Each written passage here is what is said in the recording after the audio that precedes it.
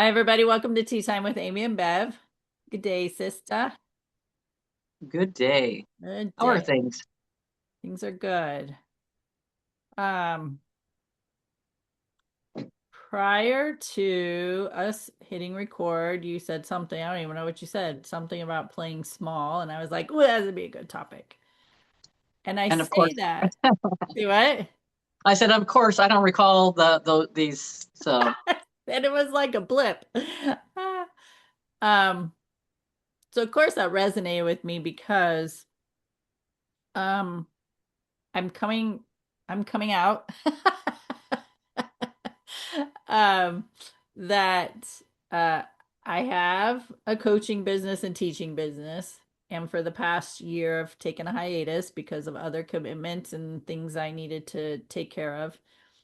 And now I'm coming out back into teaching and coaching on a regular, and the energy, which I knew this was going to happen, and I'm all for it. But the energy that I'm bringing this time with me is different. So before, yes, I was playing small. I wasn't giving my all. Um I was full of fear, and fear of different reasons, fear of the imposter syndrome. Who am I to do this type of work? Who's going to listen to me? The fear of not having enough financial support and be successful in that arena.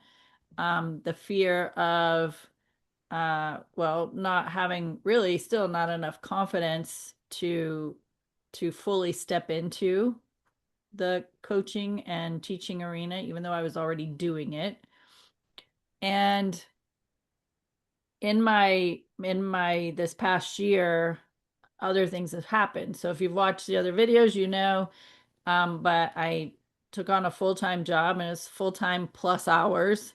There's a lot of commitment in this job, and um, being the club president of a nonprofit organization, all of that putting me in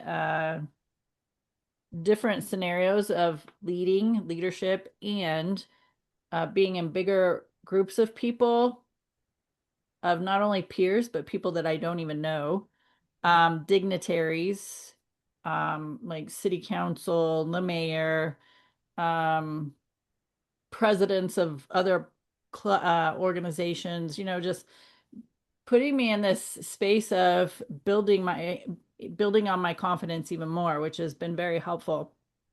And recently I used AI to create some images of me. I just uploaded some random selfies that I had in my phone, and it created these images that was just like, I just totally was like into those images it created. And they were so, I don't know, they're like business professional, soft, like just the energy of them was. And so I've been embracing that energy and the look that it gave me, and kind of rebranding what I already have out there with this different look. And it's I've already started scheduling classes and getting that momentum going again. And so the energy of what it felt like before when I was doing this and how I'm feeling now stepping back into it is, it's like, oh, not quite 9 day, but it's close to it, because the energy of it is just very different. it makes sense. And I feel like many, most of us at some point or another have played small. And I agree with you as far as that goes, because I feel like I have been playing small, keeping myself in this space, not letting, just because it's kind of scary. You put yourself out there and people get to know you, and then they like you or don't like you, but also at the same time, I'm getting to know myself and getting to know who is me, what does that look like without everybody else's templates, without everybody else's energy, because it's so easy for us to find commonalities amongst each other, but it's like it's okay to have the differences between amongst us because that's where growth comes from. That's where permission comes from for us to be our own true authentic selves, whatever that looks like. And I feel like for me, it was learning how to even be in that space because my whole life I think I don't think I have been. I don't know, we're always trying to do the right thing because so our parents don't get mad. We're all, all these things, but doing what they consider the right thing doesn't always resonate with us, and it's not always our path. Like some parents might raise their kids and want them to go be a doctor or a lawyer, and some kids want to be the painter or the author or the poet or the whatever, and it doesn't fit to someone else's ideals. And that's the thing, we've been putting ourselves in places where everyone else thinks that's the ideal place for us, like someone else knows what's better for us, but it's learning that that's not true.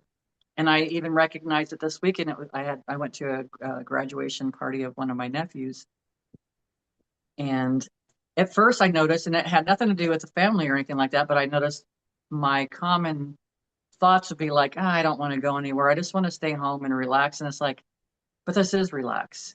So something shifted within inside of me, and then it's like, and then as I'm driving there, I'm like, I get to be me.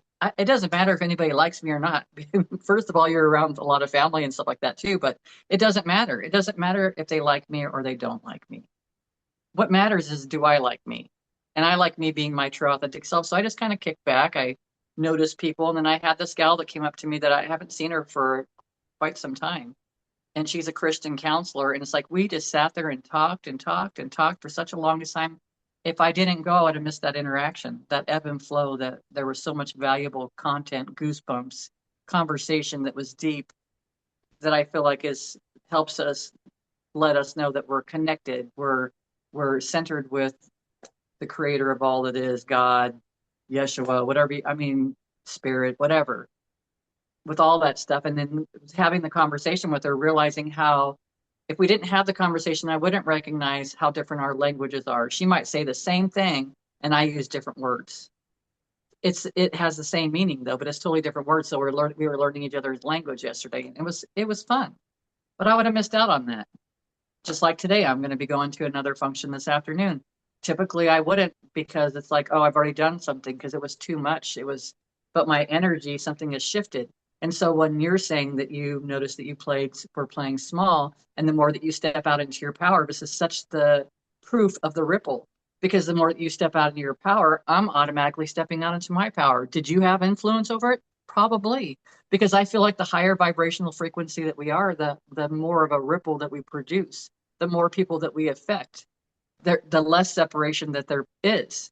Because yes, there was separation during that conversation, if I wanted to look at it that way, because she had a different perspective than I had a different perspective.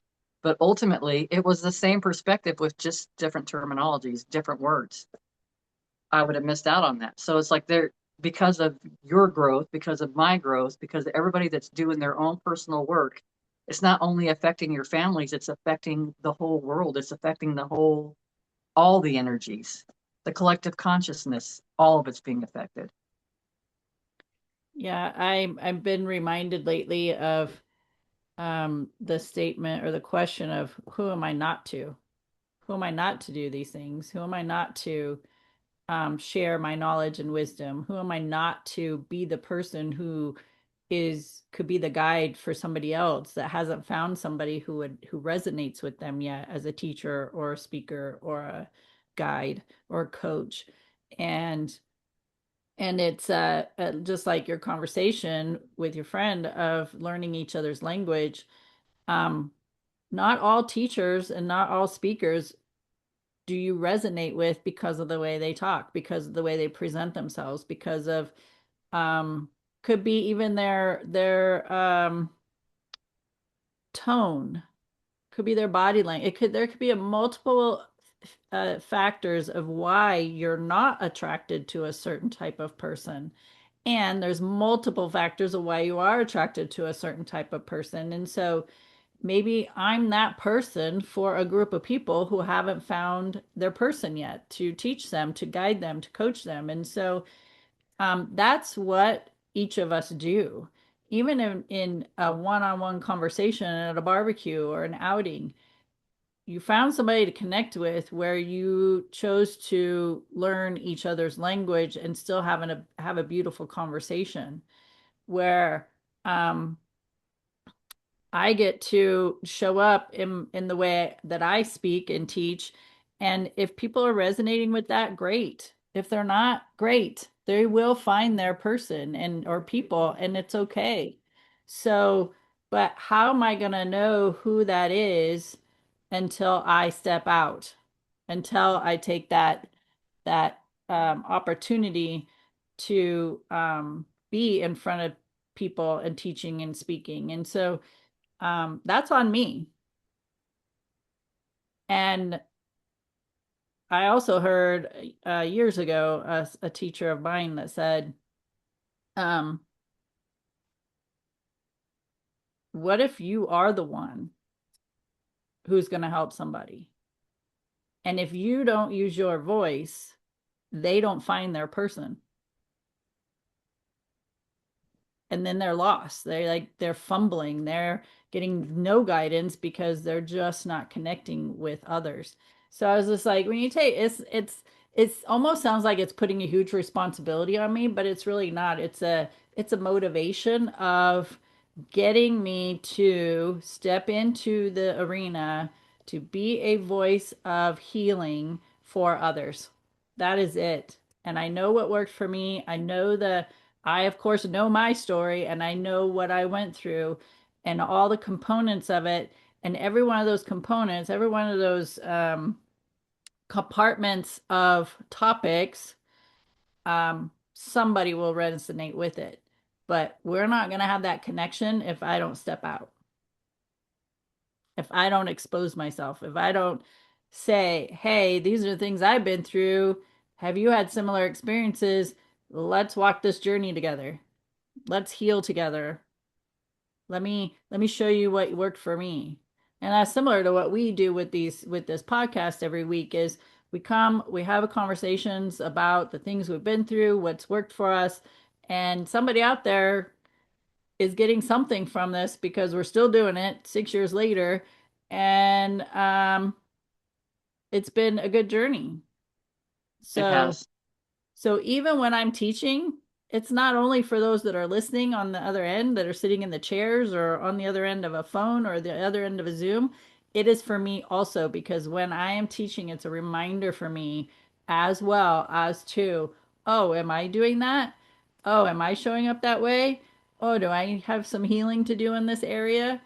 It's reminders. And so it's very beneficial on both ends for me as the presenter, speaker, coach, and for the student or client.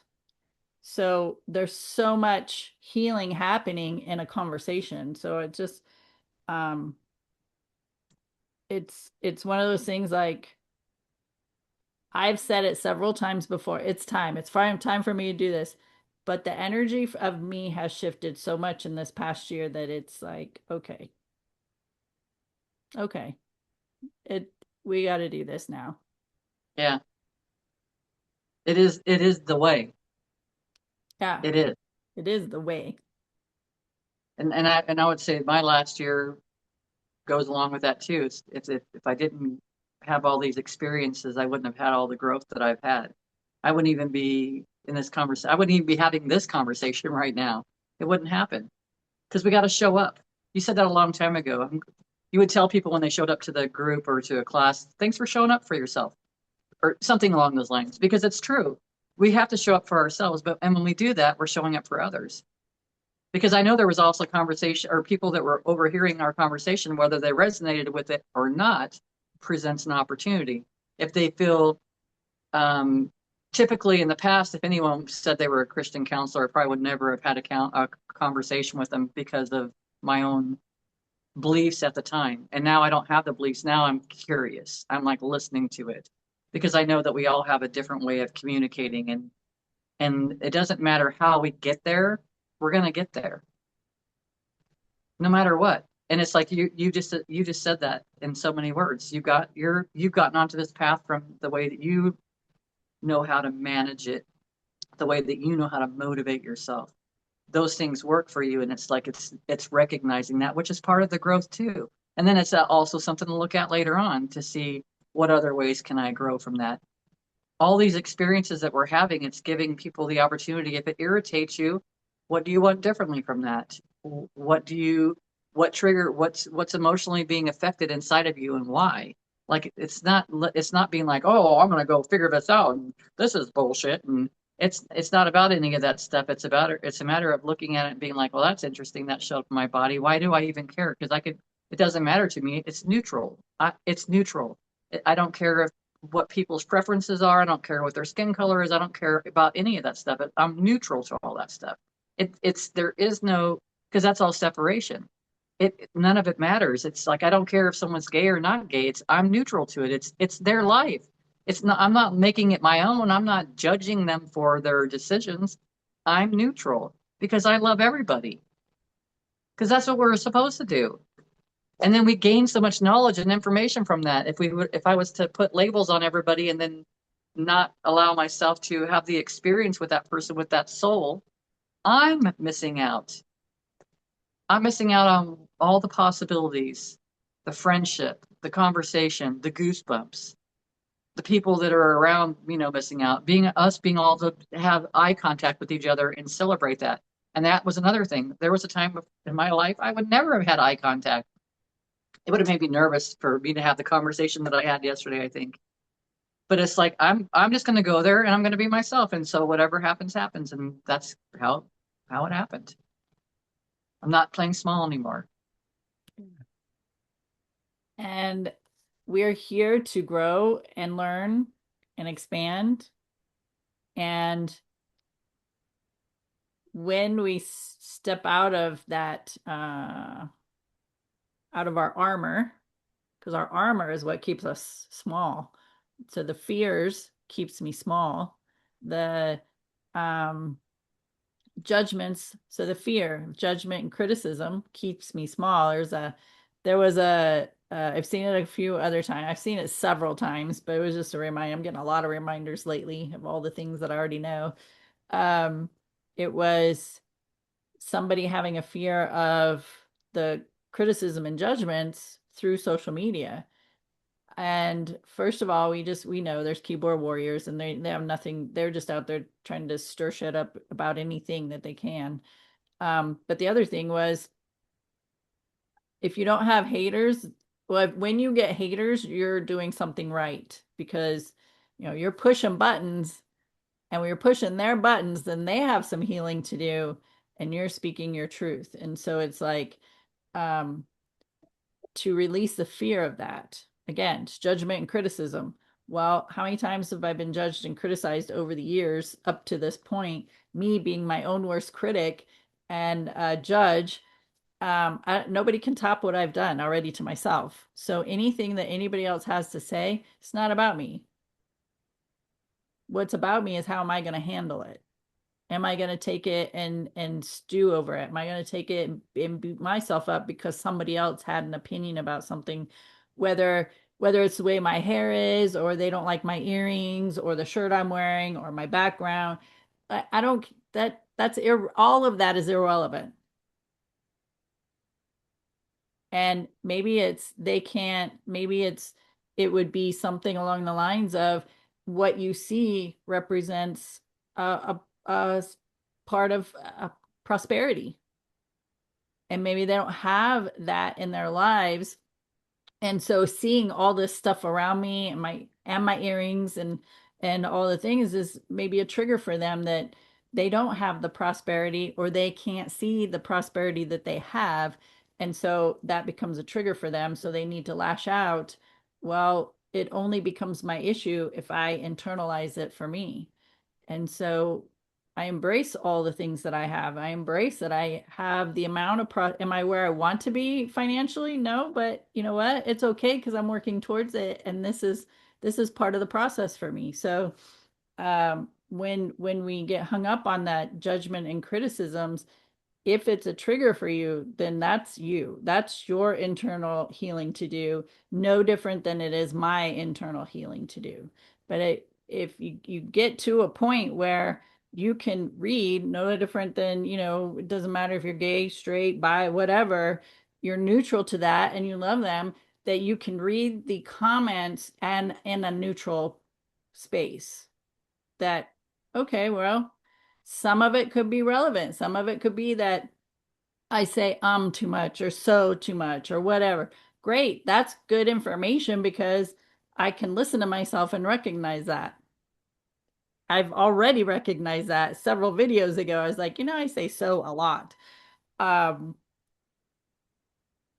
but what I get to do is take the information that is being presented and decide for myself what is relevant, what is irrelevant for me, and what am I going to do with the information? And that's all it is. It's information, it's words. It's words on a screen, it's words on a piece of paper. They're just words. And it comes down to how are you internalizing those words?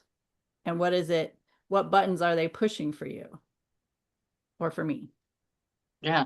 And then you think about these keyboard warriors, and it's like it takes a lot of courage to step out and be seen for their reaction or their energy that they're in right in that moment. But again, like you said, it has nothing to do with us. It has nothing to do with us. All it is an opportunity how you're going to process the information. Uh, And sometimes you probably don't even see that stuff because you were never meant to see it. You were never in vibrational frequency resonance with it. yeah. So some couple ways to maybe move through that energy if you're in those fears of judgment or criticism, fear of moving forward. I know one thing for me was a fear of success. Again, because of three things: the fear of judgment, the fear of criticism, and the fear of being financially well off.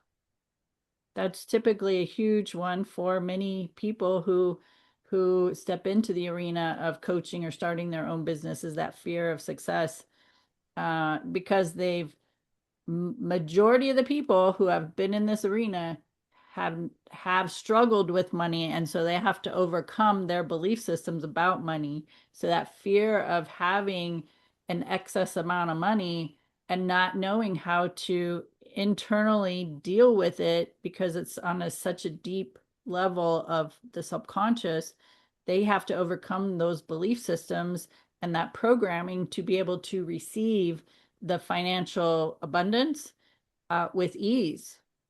And so those things have kept me in this smaller bubble. And now it's like, somebody said, I think it was Ed Milet said, it's more fun to be wealthy and happy, or be happy and wealthy. It's more fun to be that way. Yes, there's happy people who are very poor, and it's okay, but it's more fun to be wealthy and happy. So I'm going to embrace that. And I agree because I've had glimpses of it. But a couple ways to move through these fears that you may have that is keeping you small or keeping you from shining brighter is, do some journaling about it. What belief systems do you have that need to be um, reprogrammed, right? We need to change those up. And also, like tapping or EFT are a good go-to tool that can help you move through those belief systems and change that energy. Do you have any other suggestions? Oh, I was just thinking one of my biggest fear that's kept me kind of in a box is doing something wrong with everything because and that's just training. That's just training. And I agree with you as far as the tapping goes because that has been so beneficial for me. Um, Writing, journaling has been huge for me. Writing and burning, doing it as a ceremony, clearing my energy. There's so many things. It's just like these little rituals that kind of make us feel better. And it doesn't mean that it's always going to work for everybody because it really has a lot to do with your mindset about doing it. So you got to find the things that work best for you, what your flow is, and really it's shifting the energy from the frequency that you're at to a higher frequency. Because if you're at a lower place right now, I would say let's just say that you're at a 6 instead of 100, you want to be at 100. We have to kind of get ourselves up into that space, and there's certain things that we can do, watching things that make us laugh, sitting out in the dirt, get closing our eyes in the sun, taking some breaths, there's so many things that we can do, but it's you got to do it. That's it. You gotta do it. You gotta show up for yourself. 100%. Because nobody can do it for you. I Yeah. can do Reiki on someone. I could pull their energy into me and I can get them into a soothing space. But as soon as I'm done, now it's an opportunity for them to stay in that high vibrational frequency or the opportunity to go back to the same old thought patterns that get them into the same old feelings. And so it's we're guides. It's not our job to fix any of these things. Each individual has to be able to have the courage to take responsibility for themselves, to be aware of their energy and find ways to elevate that. Yeah. Yep. All right, friends, you got some tools, you got some information. So, what you do with it's your business. We showed up, we presented, and you get to take it and run. So, hope your journey starts to shift in a way that feels better to you. And there are other people out there who are looking for the same or just seeking some guidance, seeking some answers to their questions. And maybe they haven't said them out loud, but when we ask those questions internally, it creates the opportunity for the information to appear, and it could be through you. So whether you share a podcast, a video you've watched, a book you've read, a speaker you've listened to, a event that you've gone to, like share the information with them, or just sometimes these things just come up casually in conversations and people lean in and they're like very interested. So be sure to share what's working for you. You can find us on many platforms: Facebook, Instagram, TikTok, Spreaker, Spotify, Podcast Addict, and of course, YouTube. So share us, like us, comment, and we will be back in the next video to have another conversation. We hope you join us. Any final words? Let peace be your guide. Yeah, absolutely. All right, friends. Thanks for hanging out with us. Tea Time with Amy and Bev, and we'll see you next time. Bye.